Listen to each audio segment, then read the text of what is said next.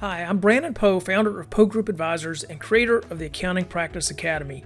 You are listening to the Accountant's Flight Plan podcast, where we talk about stuff in the accounting world. If you're looking to buy or sell a practice, we are the premier accounting practice intermediary firm in the industry. Check us out at PoeGroupAdvisors.com. If you're a firm owner looking to build a more profitable practice while actually reducing owner hours, sign up for our practice management workshop, which only runs a few times per year. Learn more at accountingpracticeacademy.com.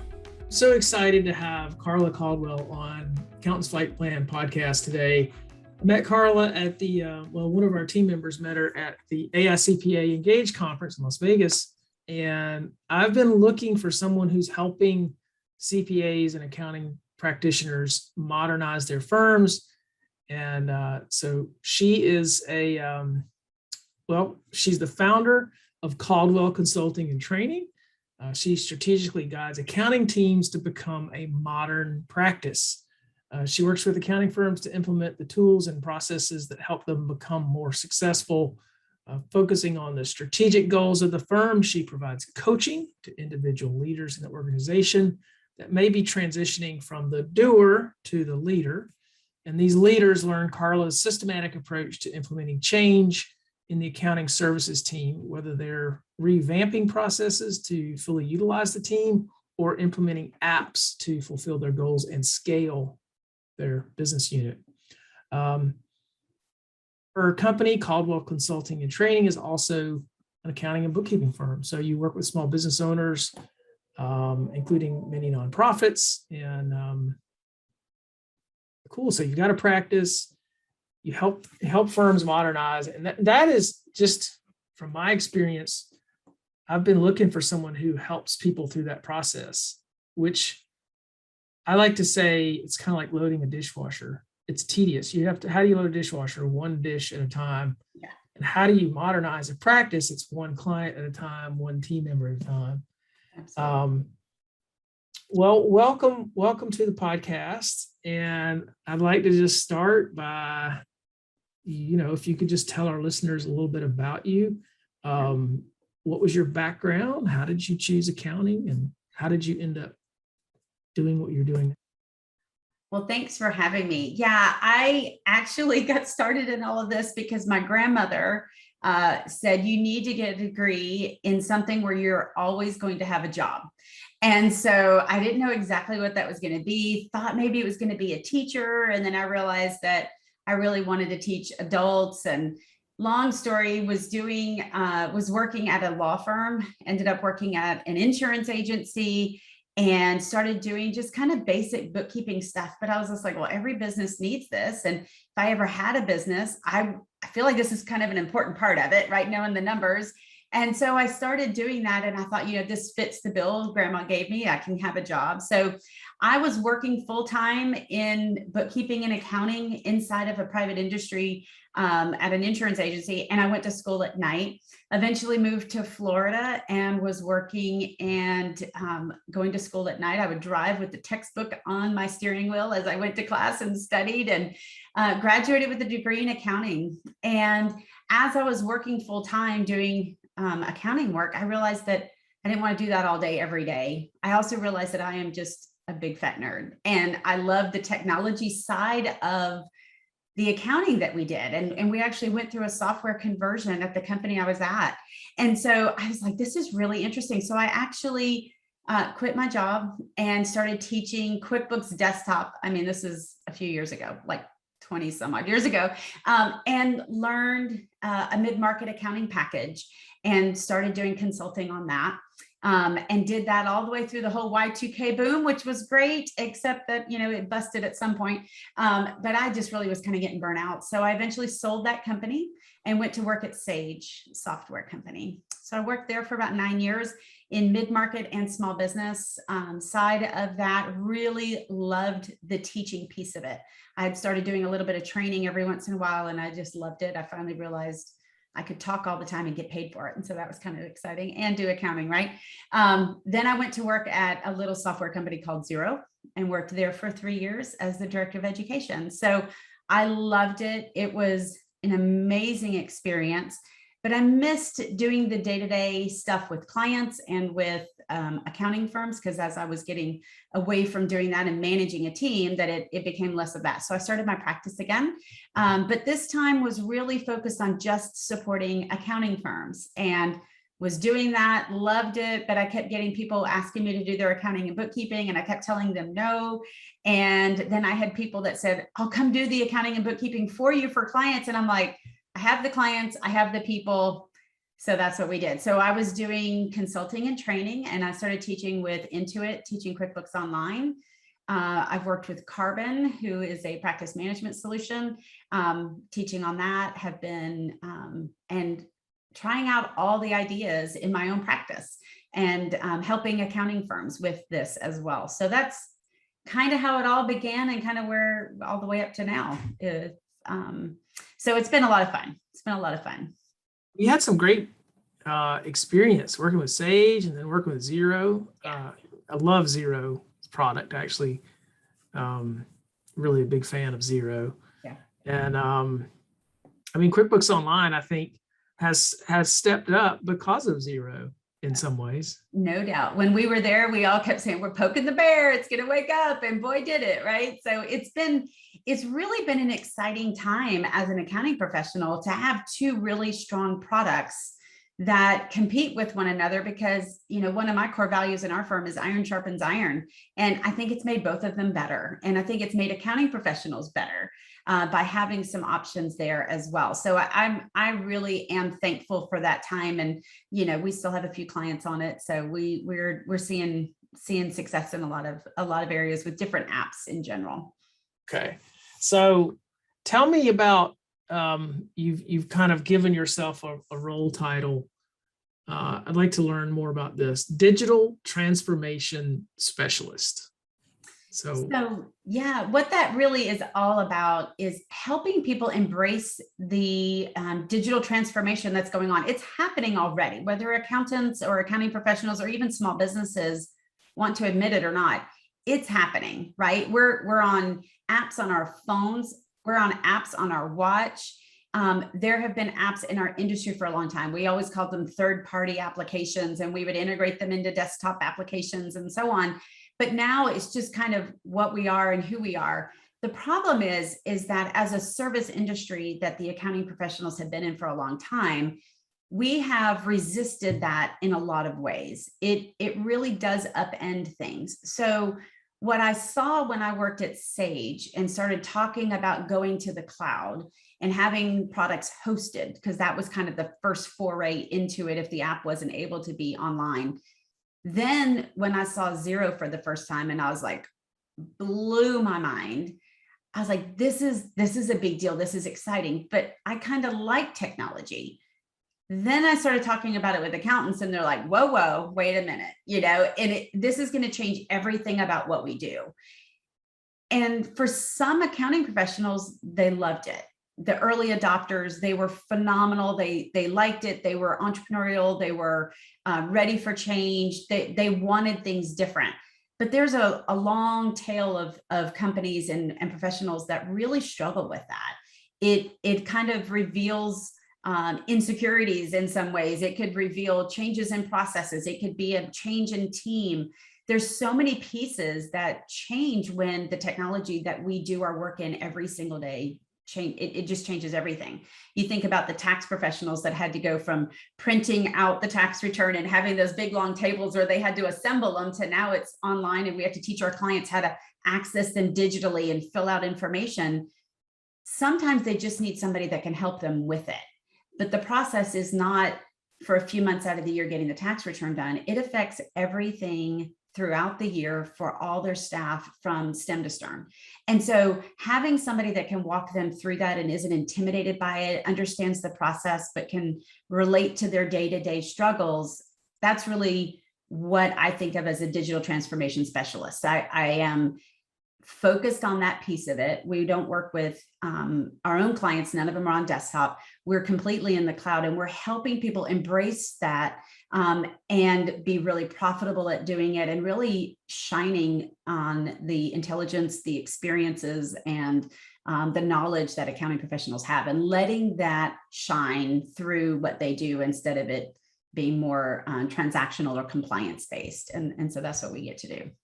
That's cool. It's such a, just as you were talking, I was thinking, like, why is it that accounting firm owners or accountants in general are change resistant? And it occurred to me that it's sort of perfectionism is somewhat baked into this profession.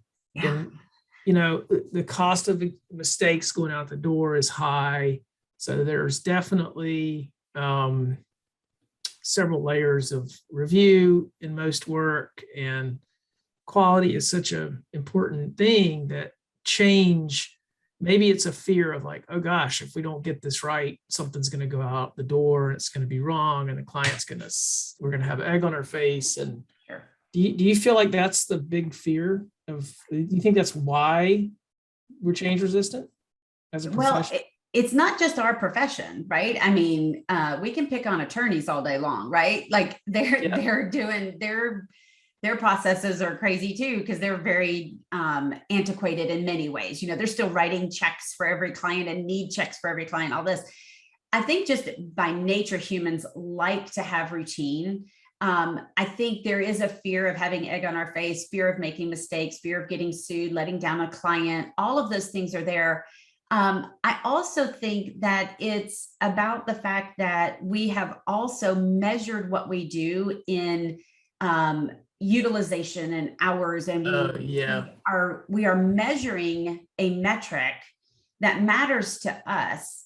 And I think it's not that we've forgotten our client, because accounting professionals serve and overserve and undercharge clients all the time, but it's also that we're measuring things, and that's what ends up motivating us, instead of really taking a step back and being able to say what's really best for the client, and being able to lead our clients. When a client contacts me and says, hey, Carla, I'm trying to decide between desktop and QBO, what do you think? And we start having questions, we realize really quickly in that conversation that an online application is going to be better for them going forward, and I can lead them there. Sometimes accountants aren't going to want to lead. They're like, okay, tell me what you need and I'll do it for you, and forget that they should tell the client. They're the expert, and they're just not as comfortable sometimes explaining that to the client and helping them see this is the right way to go. In some areas, they're super confident. Taxes, no problem. They don't tell their client, hey, I'm using this app to do your taxes. Is that okay? But yet we'll do that on the accounting side a lot of times, right? We don't clear it with our clients if we're going to change audit software. That's not even a conversation with the client. But for some reason, in some areas, we really want that validation from the client, and any pushback is like, okay, we'll kind of let that happen. So I think there's definitely fear of mistakes, but there's also we're trained skeptics, right? Like we don't look for everything that's going well. We look for the mistakes, right? We have exceptions, and those aren't like great things, right? Those are the problems when you're doing an audit or you're doing a tax return or whatever. So we're already looking for things that are mistakes. And let's be honest, software companies have created a few for us, right? And so we have long memories, and we remember those things too. So we're afraid to make our own mistakes. We don't want to deal with the vendor's mistakes that they've created in the software or whatever. So there's a confluence of a few things, I think, that kind of happen. So I guess that's what I see when I'm talking with some of our potential clients and things like that. And I think too, one of the things that popped in my head as you're describing this is the podcast I did with Tate Henshaw. Mm-hmm. I think you know Tate. He's a Xero ambassador in Atlanta. Yep. And I think he just went out on his own, but we did a podcast with him, and he talked about how he helped his firm make that digital transformation. But the first time they tried it, they failed, and they backed off of the effort. Yeah. So but I think it's getting easier. I think the software is getting better. Mm-hmm. One thing too, it was amazing at the Engage conference this year, how many of those booths are tech centered. Like the technology, the number of apps, the number of tools that are coming on the market is just astounding. and it's happening, like you said. And I fear that some people are going to be so skeptical and so stuck that they're going to get left behind in this transformation. Yeah. And we're seeing that in particular in some of these rural markets. Like we have some practices that are in very, very small towns, and there just aren't any buyers for those firms. Yeah. Yeah. And absolutely. I think, and the hard part for me is I'm working with an accounting firm in a small area. And one of the things I told her was you're not limited to your geography. It is no longer necessary that you have a big company that you can work for in this area doing their bookkeeping and accounting. They could be in Timbuktu. It does not matter. And all of a sudden it was like scales fell off her eyes. She was like, oh my, I hadn't thought about that. I can go somewhere. I get clients from anywhere and still live in a beautiful place. Staffing is a big issue, isn't it? Staff. Yeah. Your staff, if you're in a small town, one of the biggest things that I hear is I can't get people to move here and work here. Like staff is a major problem. Yep. But if you got a virtual practice, you can run it more easily if you're in a small town. Mm-hmm. And I can tell you from the perspective of a broker who sells firms, cloud firms there's so much demand for those right now. Oh, absolutely. The multiples are higher and the demand is higher. So, absolutely. Well, and the staffing piece of it too is also going to lend itself to more adoption of this technology as well. We are not having enough accounting professionals right now. It feels like everybody is looking, everybody is hiring, and finding the right person it's really tough. And I have talked to firms and I was like, let's expand your firm's efficiency through apps. And then you may not have to hire as many people. Like if you hire an app instead of hiring a person, that might get you where you need to be while you wait to find the right person that you need to have in there. But then you're going to be able to use them in a different way. And that has also freed up a lot of accounting firms as well. So that digital transformation is happening just naturally, but also as we're looking for people, it comes into play as well. So what do you see in terms of like trends, any current trends in terms of the software, options, just changes in general? What's the landscape like right now? Well, the biggest thing that I'm seeing is that firms are finally saying, okay, yeah, we can do this and we can use different apps for different areas of our business. There are definitely firms that are verticalizing. So they're in a specific industry and they know it from stem to stern.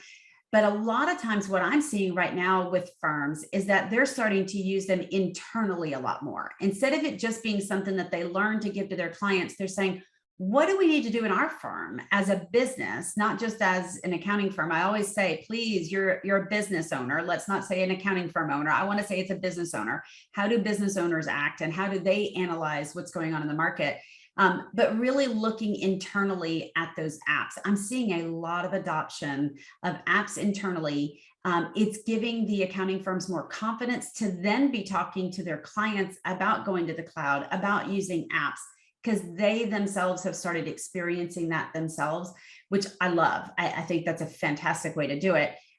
So that's what I'm seeing a lot of trends around is internal practice management, but just using different apps and things internally to feel more comfortable with it, but also to get more done with, in some cases, fewer people.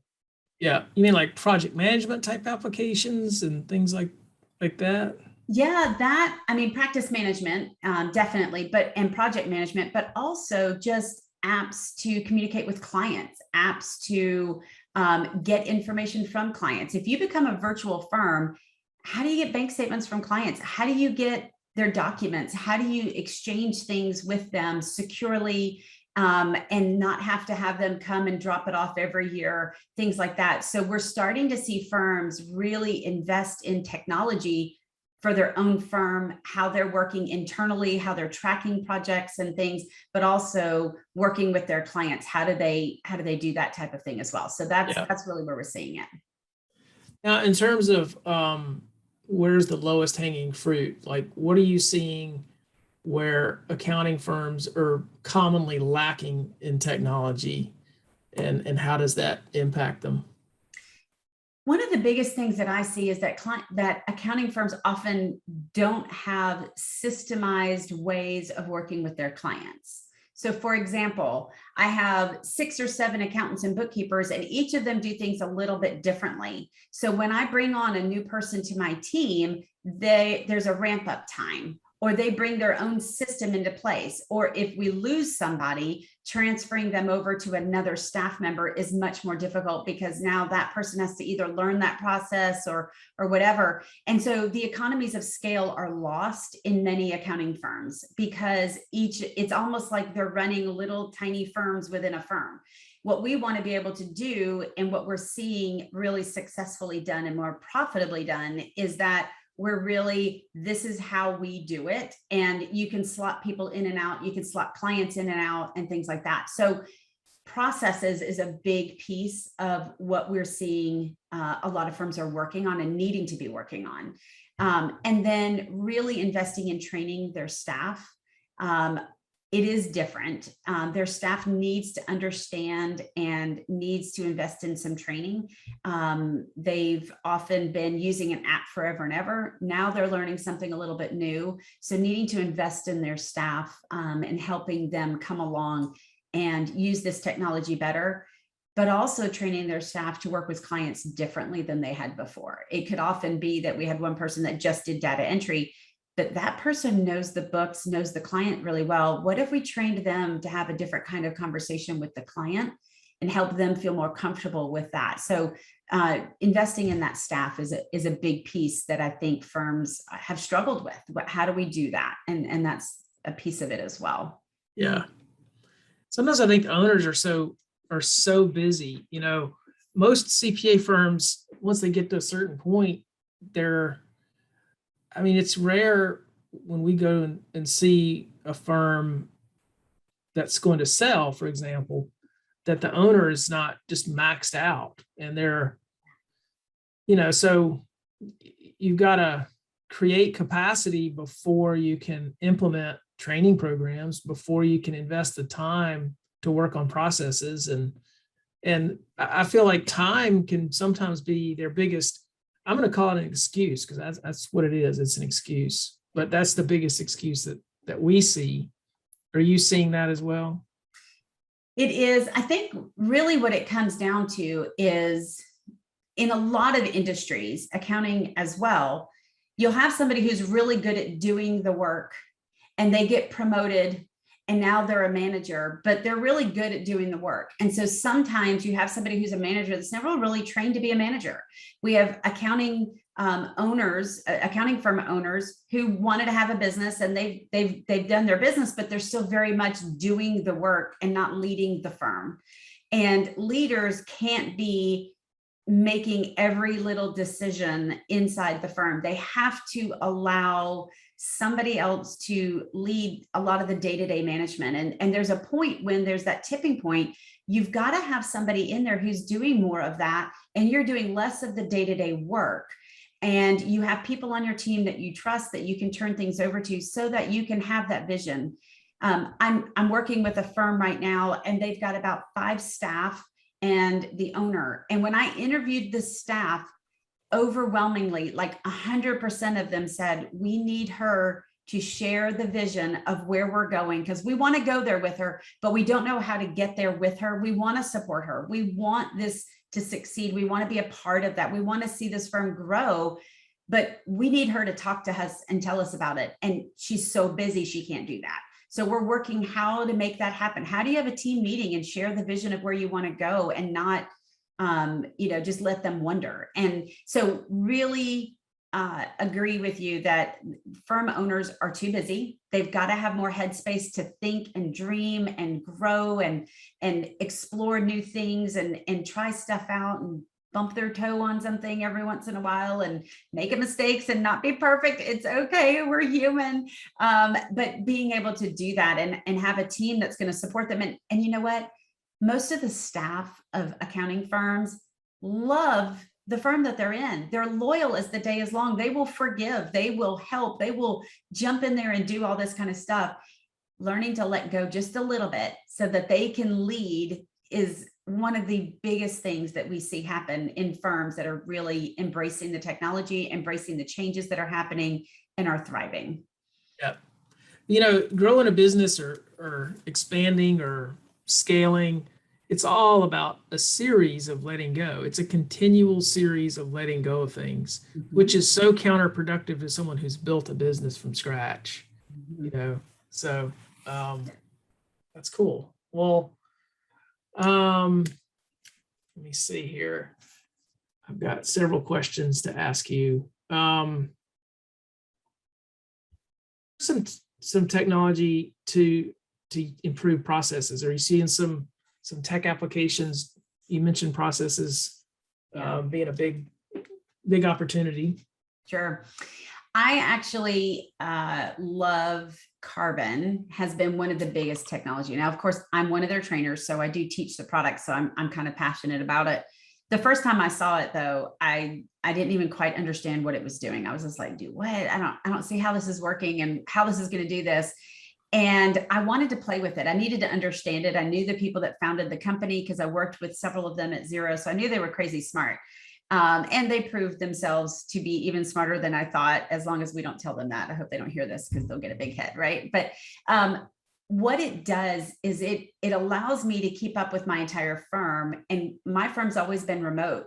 So everybody, we all live within an hour of each other, but we all work from home. Or the other day I found out one of them was in Florida, one of them was in Alaska. I mean, they're all over the place and they're working. We are able to keep up with all the work that we have going on. We are able to see where things are in the process. We've documented it. When I'm about to hire an employee, and I went on there and I went to my template that says onboarding new staff member, and it had listed out all the apps that we need to get them access to. It's all documented. It's assigned out to various team members. We know what we're supposed to be doing, and it starts to run really well. We're able to get those clients served. We're able to keep notes and documentation and everything all in one place. So that piece of tech allows me to run this practice. I've talked with my parents were asking me questions about it one time. How in the world can you keep up with what everybody's doing when they're not in the same office as you? And I'm like, well, I've got a tool that does that. And they're like, what? I showed them and they were like, well, that's pretty neat, And so it's kind of interesting. And so that has been really helpful for us to really do that. I have clients that are accounting practices and they use a different tool that does something similar for them. So having something where you can document your processes, that everybody kind of knows, this is how we do a 1099. This is how we do monthly accounting, how we do the tax return. Documented processes that we're able to see what's going on, follow the process through, feel like we have a handle on our firm, allows me to delegate things out to somebody else to free up that time we were just discussing, that I need to be able to dream and grow the practice and scale the business and do those things, take care of opportunities that come along or whatever. That has freed us up to be able to do that, freed me up specifically, my team as well, but for me in particular, it's really freed me up a lot to be able to do that. Yeah, I haven't looked at that one closely, but we've been a cloud firm essentially since I started this business, and I started it in 2003. Mm-hmm. And just because of the nature of the geography of our clients, because we sell CPA firms all over North America. Mm-hmm. And now we have a virtual coaching program too, that's an online workshop. Mm-hmm. And so it's weird because at this point, when you do it for a long time, it feels normal. It feels like, how can you not do it this way? Right. Yeah. Well, a lot of firms over the past year and a half have had to figure that out and scramble. And all of a sudden, how do we keep up with people? And how do we, manage this environment that we're in now? And so we've seen a lot of people start going, okay, I can see how this could work. But they're also looking forward to the day they pull everybody right back into the office again and just have it the way it always used to be. I'm not sure that we're going to be able to do that. I think there's going to be way too many people now that are like, I've proven that I can stay as productive as I was working from home. But there are people that want to go back to an office. I mean, my kids are older, mine's a teen and a preteen, and I'm really thankful that they go to school and we're not home all the time anymore. But there's some people that want to be back in an office, and they want to be able to have that camaraderie and all of those pieces. So, but it works in those environments as well. So, but you're right, it does feel kind of normal, and you forget that other people aren't doing that and don't have visibility into things. And so, yeah, it's quite interesting to have those conversations with those firms sometimes, for sure. It really is. And, but I'll tell you, I think the remote, at least a hybrid model, is a real selling point for bringing on new staff, because I have a couple of clients who are selling their businesses, and they have lost staff because the person said, look, I want to work remotely, and I'm going to go work for this firm because I can work remotely. Sure. So I think it's going to be one of those options that you're going to need to have for your team. Absolutely. So, yeah. Okay. Tell us more about your tech stack. You talked about Carbon. Yep. What other, people love to talk about tech stack. It's one of the, everyone wants to know what everybody else is doing. And yeah, I'll share one that I use, and it's called LastPass. Yeah. For passwords. It's great because like if I need to give someone access, I can just go into that app and I can share the password, and it just automatically goes to that person. Are you familiar with that one? I am. I started using, I used to say that I was 100% Mac, but I have a team member that loves her PC. So she's on her PC. The rest of us are on Macs. And so I started using, when I was at Xero, an app called 1Password, the number 1 and the word password. So we use that. They have one for Teams. So we can have a vault for each one of our clients that allows us to store those. And then if you're working on that client, you get access to that vault. And then people can have their own private one as well. So yes, similar to that, I absolutely recommend that to every accounting firm. Otherwise, we have apps stored in a password protected Excel file, if we're lucky, so I'm like, So yes, password vaults are definitely something I highly recommend. Yeah. What other tech stack? Yeah, well, we use Google for our calendars and our email and things like that. So that's there. We also use Google Drive for a lot of internal type of documents. We're using Dropbox to, swap files and get desktop files we're converting, things like that. One of the ones that I absolutely love, and it's so simple, and one of the cheapest apps that I think I have, is called Calendly. And it is allowing people to create appointments right on my calendar. And I don't have to go, how does Friday at 9 a.m. work? Well, I'm busy at 9 a.m. How about 10 a.m.? Oh, wait, that was Eastern time. No, I'm on Central time. They can just look at the calendar, book it, and away they go. So I love that. I don't have to worry about trying to deal with appointments. Love that one too. And what I love about that on Calendly is it sets up boundaries around your time. So if you're tired of going from meeting to meeting, you can say, okay, don't schedule meetings within 15 minutes of each other or whatever. Yep. So you can put boundaries around your time, which is wonderful. And I keep a personal calendar and a business calendar, because you got to deal with the kids and you got to meet them at the bus, or, get them off to a doctor's appointment or whatever. And so I keep that on a personal calendar. Calendly can actually look at both of those for me. So I don't have to have my personal life inside of my business calendar. I can keep them separate. Calendly will block off for both. So I love it. You can also put limits on the number of meetings you have in a day as well, which sometimes I forget to do that. So it helps me do that too. So I also really have enjoyed working with Practice Ignition and Go Proposal. So we use those apps. I use those actually in different ways, but I wanted to use both of the apps because they both create proposals for clients. Practice Ignition is a really good proposal app for accounting firms, and especially for those that have like packages. So, a small, medium, large accounting package, or I'm going to do a tax return and I'm going to charge for each of the additional forms. You can do that really well in Practice Ignition. It'll process payments for you. It integrates with Xero and QBO, all that kind of, and Carbon. And so it's fantastic for that. Go Proposal, I started getting into a little bit because I really am enjoying the idea of being able to do kind of a menu selection with some of our bookkeeping and accounting clients. So I have this client that needs to be able to do basic bookkeeping, which includes, converting to QuickBooks Online, or doing sales receipts, but they want me to do it weekly instead of what we typically do monthly. So that fee is going to be a little different. So we can actually price that out based on numbers of transactions or frequencies and things. So it's a little bit more granular than Practice Ignition is. And I thought they were both really interesting. So we set up both of them and use them both and in different scenarios. So that has been my other app that I really like a lot. And I know this sounds really strange, but it's such a good client experience. They get wowed by that. I've never had an accountant send me a proposal electronically. It's by the hour, or they send it to me through, a Word document or whatever. Like it is actually kind of a cool introduction with a client that they're like, oh, you're different than most. I'm like, yes, we are. So it's really nice to do that. Cool. Yeah. What as far as like problems that you see that aren't digital, what are you seeing as sort of like something a lot of firms struggle with?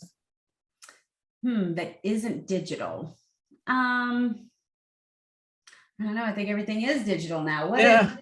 Well, I guess we've talked about some of those, like staffing is a problem, time management is a problem. Well, pricing. Yeah. I mean, those types of things, from a staffing perspective, like looking for staff, or what do you mean on that? Well, I think just attracting and getting staff and keeping staff is a big problem that I hear about a lot. Well, we have digital solutions for those, to be perfectly honest. That sounds really silly and sounds kind of cheesy, but I mean, we do Zoom meetings for all of our meetings. Every single time we're looking at each other. Our culture, part of our culture is the digital piece that we have. And, we'll get on there and sometimes people are like, I'm not doing the camera today, no makeup, no hair, whatever kind of thing, but it becomes part of who we are. And so we use that technology to develop that. It's also part of who we are when we start talking about new team members. The way that we work together, being remote, having Slack where we can kind of have that water cooler talk over there, having everything online attracts clients to our firm because they know we're different. Keeping them is all about human connection and having those team meetings every week where we're seeing each other face to face through Zoom meetings and whatnot. All of that kind of stuff, even though it seems like it's, there's a barrier between us, but there's not. We've been able to lower that because we're using technology and staying connected with each other. So for us, it's actually enhanced that. Now, that's not to say that, right now our team is all women. We like to get together, we like to talk, and we like to eat. So we do real basic kind of stuff and get together at parks and whatever as we can as well. And so we keep that very non-digital sometimes too, but the majority of the time we're using these apps and are able to stay connected really well with that. And we just got an acceptance offer from an offer we sent out yesterday, and she was so impressed that we could do all of this digitally and stay connected. She loved it. So I think it actually does help us. Yeah, we're the same way, but it is nice to get together. I don't know if you noticed this, we took just about our whole team to Las Vegas, and that was a pretty nice retreat. Well, all of our US team, we didn't, our Canadian team didn't attend, but we do a 10-minute huddle every day. Yeah. Really, I'm a big believer in the huddle. Yeah. Well, we're wrapping up here. We just got a couple of real quick ending questions. Sure. What are you currently reading, and tell us about that book or Yeah, so it's kind of funny because my husband and I were joking about this the other day. And he goes, "How many viewers do you have on your podcast?" And you guys can't see me, but everything behind me are books, and I read like crazy. My daughter keeps thinking one day I'll get sick of reading, and she's really hoping for that, so I don't force her to do it. But I do love to read, so I read a lot. I love Patrick Lencioni. He is an amazing author. Most people have probably heard of The 5 Dysfunctions of a Team. I go back and read The Ideal Team Player every time I go to hire. That is part of the process that I go through. And if you follow Warren Buffett, you'll know that he talks about the same 3 characteristics, that we're looking for people that are hungry and that are humble and they're smart. And smart, not book smart, smart as in knowing how to get along with others and read people and all of that. So that's a big one for me. And the other one is The E-Myth by Michael Gerber. And it's all about setting up your business to scale. And I think that's really fitting to where we are with a lot of our firms, trying to help them be an entrepreneur, but running a business and it not be 100% dependent on them, to our conversation earlier. So that book has been really fantastic. And so I really like that one as well. So really I'll pick 2. Just fun. So yeah. So those are good ones. What's the best way for people to follow or connect with you? Oh, great. Yeah, they can reach out. Our website is caldwellct.com. So that is definitely probably the first way. And of course, Calendly's right on there. They can book a time to talk with me. Obviously, they can email me, Carla@caldwellct.com. I'm really busy on LinkedIn. And so they can also connect with me there. It's Carla Caldwell. So they can find me on LinkedIn as well. So I'd love to connect with people that have questions or thoughts or want more book suggestions as well. Oh, well, thank you for being on our podcast today, Carla. This was a great conversation. I love getting additional insight on especially the tech stack stuff. And we could talk for hours on some of this stuff, but thank you so much. My pleasure. Thanks for having me. Thanks for listening to the Accountant's Flight Plan podcast. If you like what you heard today, please follow us so that you can get updates when new episodes are released, and share our podcast with your friends and colleagues. You can also follow Poe Group Advisors on social media. Please visit our website for more information at poegroupadvisors.com.